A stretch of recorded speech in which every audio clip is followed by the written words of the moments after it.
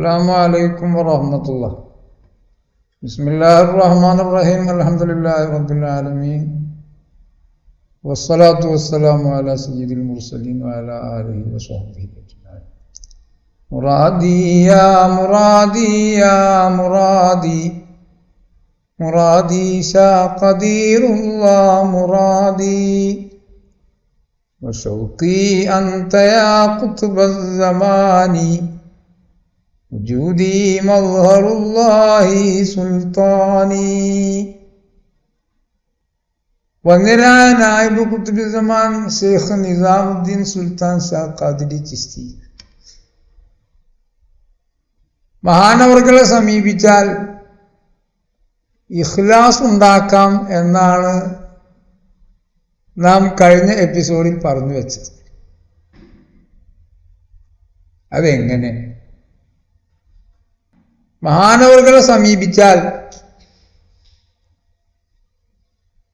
നമ്മുടെ മാനസികാവസ്ഥകൾ പരിഗണിച്ച് നമ്മുടെ ആത്മാവിനെ ഉയർച്ചയിലേക്ക് നയിക്കും, വിക്രുകൾ നൽകും, പരിശുദ്ധ തൗഹീദിൽ ബൈഅത്ത് നൽകും. എല്ലാം സമയക്രമം അനുസരിച്ച് ചെയ്യും. അങ്ങനെ ആ പ്രതിജ്ഞ പുതുക്കുന്നതോടെ പരിശുദ്ധമായ കലിമയുടെ അർത്ഥം അല്ലാഹു അല്ലാതെ ആരാധ്യനില്ല,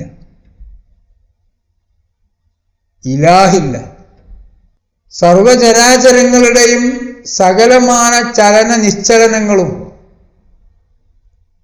ആ ഒരു അല്ലാഹുവാണ് നിയന്ത്രിക്കുന്നത്. എല്ലാം ഇല്ലായ്മയിൽ നിന്നുണ്ടാക്കിയവൻ അവൻ.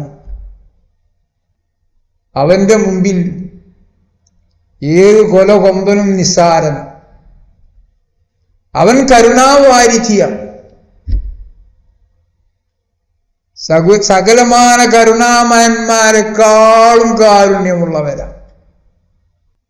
ഇതൊക്കെയാണ് കലിമയുടെ ആദ്യ ഭാഗം കൊണ്ട് അർത്ഥമാക്കുന്നത്. മുഹമ്മദ് നബി സല്ലല്ലാഹു അലൈഹി വസല്ലം ആ അള്ളാഹുവിന്റെ തിരുദൂതരാണ്. അവിടുത്തെ ഓരോ വാക്കും പ്രവൃത്തിയും താല്പര്യവും സൂചനകളും സ്വഭാവങ്ങളും എല്ലാം മനുഷ്യനെ നന്മയിലേക്ക് നയിക്കുന്നതാണ്. ആ അർത്ഥം ഉൾക്കൊണ്ട്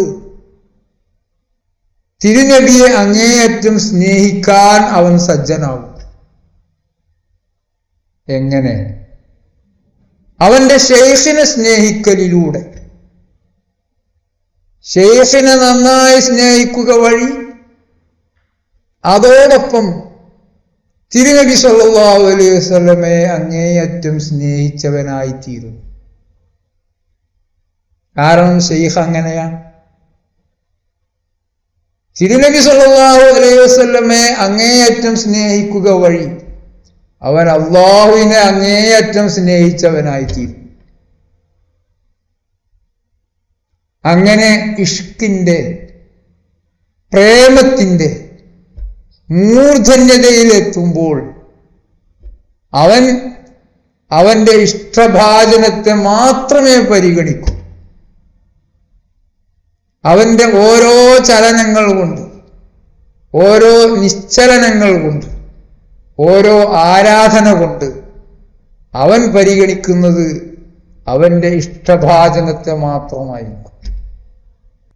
ആളുകൾ ശ്രദ്ധിച്ചോ, ആളുകൾ അവനെ തരം താഴ്ത്തിയോ, ആളുകൾ അവനെ ഉന്നതനാക്കിയോ, ആളുകൾ അവനെ പ്രശംസിച്ചോ, ആളുകൾ അവനെ ഇകഴ്ത്തിയോ, ഒന്നും അവന് വിഷയമേ അല്ല.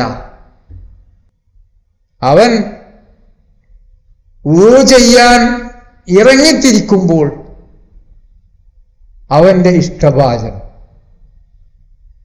അവൻ നിസ്കരിക്കാൻ കൈകെട്ടുമ്പോൾ അവന്റെ ഇഷ്ടഭാചനം, റുക്കൂ സുജൂദുകളിലെല്ലാം അവൻ അങ്ങേയറ്റം സ്നേഹിക്കുന്ന പ്രേമിക്കുന്ന അവന്റെ നാഥനോടാണ് സംസാരിക്കുന്നത്. ഇഷ്ക് മുഖേനയാണ് സഹോദരങ്ങളെ ഇഖ്ലാസ് യാഥാർത്ഥ്യമാക്കുന്നത്. ആദ്യം ഇഷ്ക് ശൈഖിനോടുണ്ടാവും. ബഹുമാനപ്പെട്ട ജലാലുദ്ദീൻ റൂമി റളിയല്ലാഹു അൻഹുവിന്റെ ഒരു പ്രസ്താവന ഇവിടെ സ്മരണീയമാണ്. ഹർ കറാ ജാമാസ ഇഷ്ഖെ ചാക് ശുത് ഊസ ഹിർസോ ഐബെ കുല്ലി പാക് ശുത്. ആർക്കെങ്കിലും ഇഷ്ക് തലക്ക് പിടിച്ചാൽ, സ്നേഹം അതിന്റെ മൂർധന്യതയിലെത്തിയാൽ, അവൻ അത്യാഗ്രഹങ്ങളിൽ നിന്ന് എല്ലാ ന്യൂനതകളിൽ നിന്നും പരിശുദ്ധനായി. ഇത് റൂമി സരണി അല്ല, ഖാദിരിയ്യ സരണിയിലും ഇത് തന്നെയാണ് ഇഷ്ക്. ഒരുപാട് ഔലിയാക്കൾ അവരുടെ ചില അവസ്ഥകൾ കൂടുതലായി പ്രകടമാണ്. ജലാലുദ്ദീൻ റൂമി റളിയല്ലാഹു അൻഹുവിന്റെ ഇഷ്ക് വളരെയേറെ പ്രകടമാണ്. ഗൗസുൽ ആദം ഖദ്ദസല്ലാഹു സിർറഹുൽ അസീസ് തങ്ങൾ മഹാനവറുകളുടെ സരണിയിൽ ഇഷ്കിന് വളരെയേറെ പ്രാധാന്യമുണ്ട്. അവിടുന്ന് ഇടയ്ക്കിടെ പാടാറുണ്ടായിരുന്നു, അലാ മിസ്ലി ലൈല യഖ്തുലുൽ മർഉ നഫ്സഹു വയഅലൂ ലഹു മുർറുൽ മനായാ വയഅദുബു. ലീലയ്ക്ക് വേണ്ടിയാണ് ആളുകൾ ആത്മഹത്യ ചെയ്യുന്നത്, സ്വന്തത്തെ വധിക്കുന്നത്.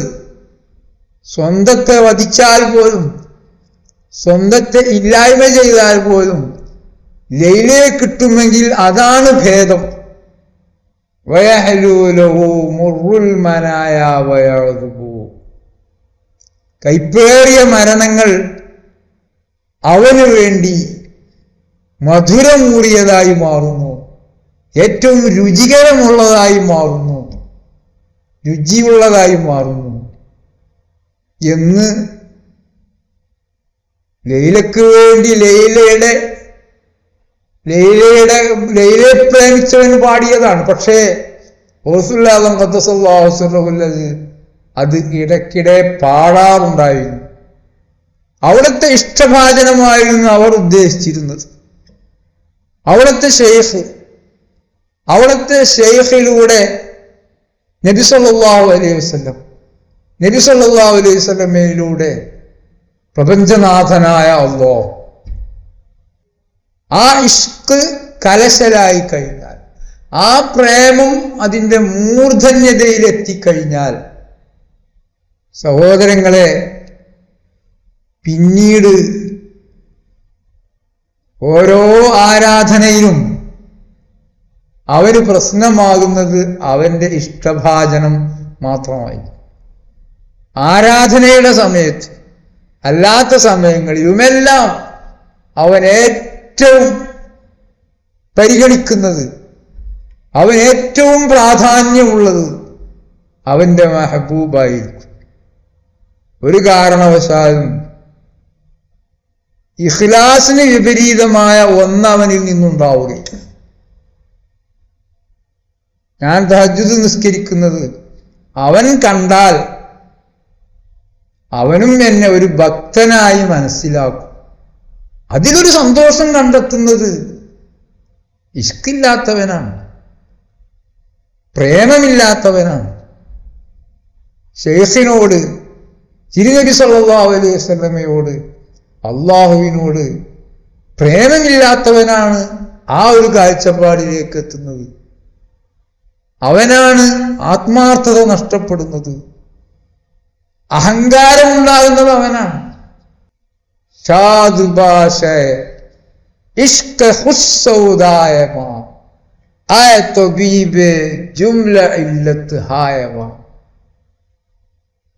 എല്ലാ മംഗളങ്ങളും നിനക്കാണ് ഇഷ്ക്, പ്രേമമേ നിനക്കാണ് എല്ലാ മംഗളങ്ങളും. ബഹുമാനപ്പെട്ട ജലാലുദ്ദീൻ റൂമി റളിയല്ലാഹു അൻഹു